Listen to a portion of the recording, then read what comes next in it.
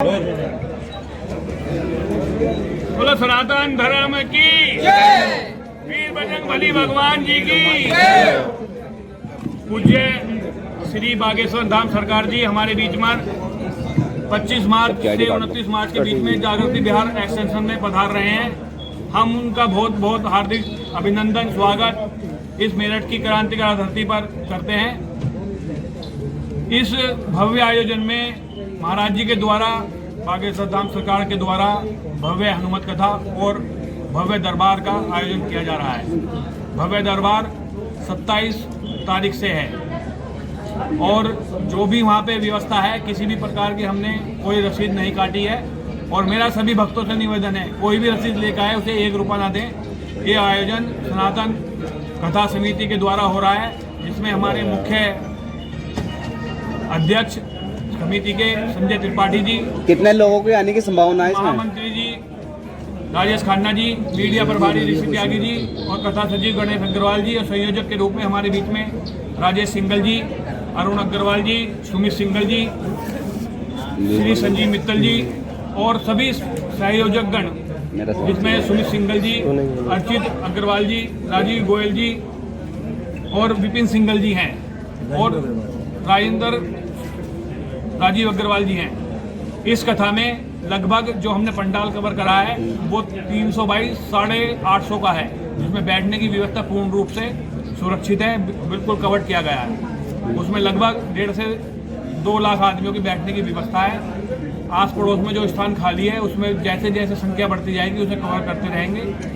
कोई भी स्टॉल इस कथा के बीच में नहीं लगाया जाएगा। खाने पीने का स्टॉल जो भी होगा इस कथा से बहुत दूर होगा।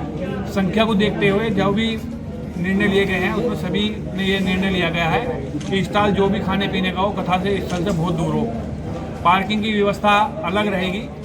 इसमें जो जो मुख्य रूप से हमारे बीच में जिनकी हमें स्वीकृति मिल चुकी है उसमें उप मुख्यमंत्री ब्रजेश पाठक जी, केशव प्रसाद मौर्य जी, हमारे मंत्रियों में नंदगोपाल नंदी जी, कपिल देव अग्रवाल जी और हमारे मुख्य रूप से जो इस कथा के प्रेरणा स्रोत हैं श्री मनोज तिवारी जी सांसद दिल्ली उपस्थित रहेंगे। और जो जो जिन को हमने आमंत्रण दिया है उसमें अपने प्रदेश के मुख्यमंत्री माननीय सनातन धर्म को बढ़ावा देने वाले माननीय योगी आदित्यनाथ जी और उत्तराखंड के धामी जी को भी हमने आमंत्रित किया है। उनकी अभी स्वीकृति नहीं आई है लेकिन उन्होंने हमें आश्वस्त किया है कि हम आएंगे जरूर। और जो भी बाकी सूचना आपको मतलब जो भी आपको और कुछ पूछना है आपको कथा के दौरान सुरक्षा की क्या व्यवस्था रहेगी? हमारे पूरे पंडाल में हमने जो पूरे पंडाल में 20 से लेकर 25 LED लगवाई हैं और सभी LEDओं का एक कंट्रोल रूम बनवाया गया है जिससे हमें ये पता लगता रहे कि क्या व्यवस्था चल रही है। उसी में करीब 300 CCTV कैमरे उन LEDओं से अलग हैं।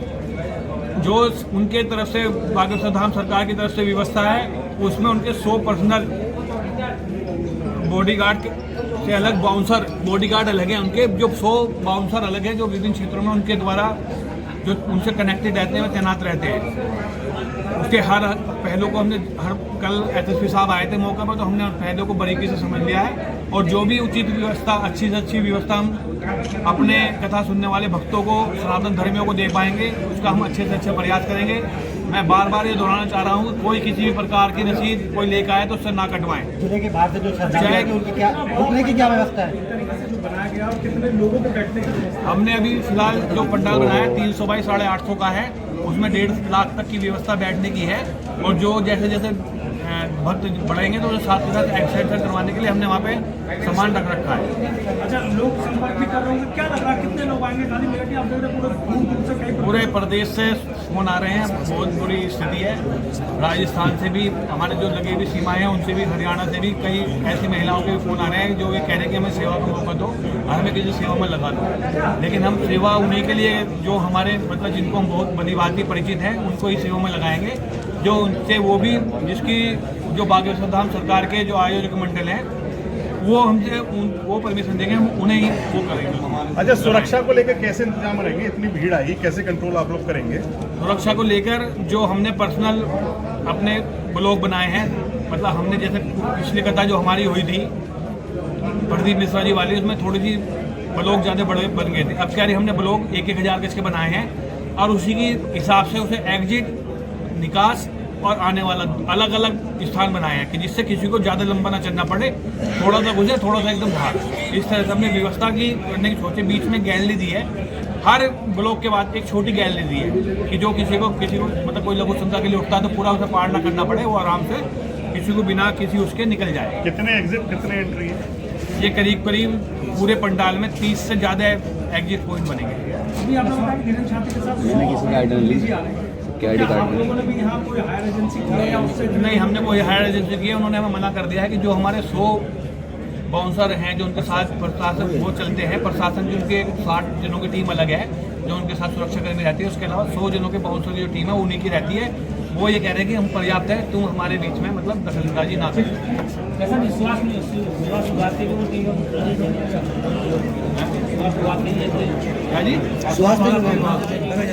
स्वास्थ्य विभाग के लिए हमने अपने 3 एम्बुलेंस अपनी कर रखी हैं और एक लेडीज डॉक्टरों की टीम, एक जेंट्स डॉक्टरों की टीम अलग लगाई है। CFO के जो हमने प्राइवेट दी 3 ट्रक वहाँ हर टाइम खड़े रहेंगे। जो आजकल जो वो चल रही है दूसरे वाली स्कीम चल रही है अग्निशमन की, वो छिड़काव वाली, वो आज से पहले कहीं नहीं हुई है। उसका छिड़काव कथा के पहले भी और कथा के बाद भी दोनों टाइम स्पेशल होगा। क्या मानते हैं कि ऐतिहासिक रहेगा ये आयोजन? ऐतिहासिक तो आपको पता लग रहा होगा और आपके सामने हम तो ये कोशिश कर रहे हैं ऐतिहासिक रहे और आज ऐसा आयोजन पूरे यूपी में ना हो, हम ऐसी कोशिश कर रहे हैं। और हमारा भूमि पूजन 20 तारीख को रहेगा। 20 तारीख को ठीक 10 बजे भूमि पूजन के लिए हम कौन रहेगा? नहीं, कोई भी VIP के पास, कोई भी VIP के पास भूमि पूजन कौन? सिर्फ कक्ष रहेंगे। कक्ष का हम जो भी हमसे संपर्क रहेगा उसी तरह भूमि पूजन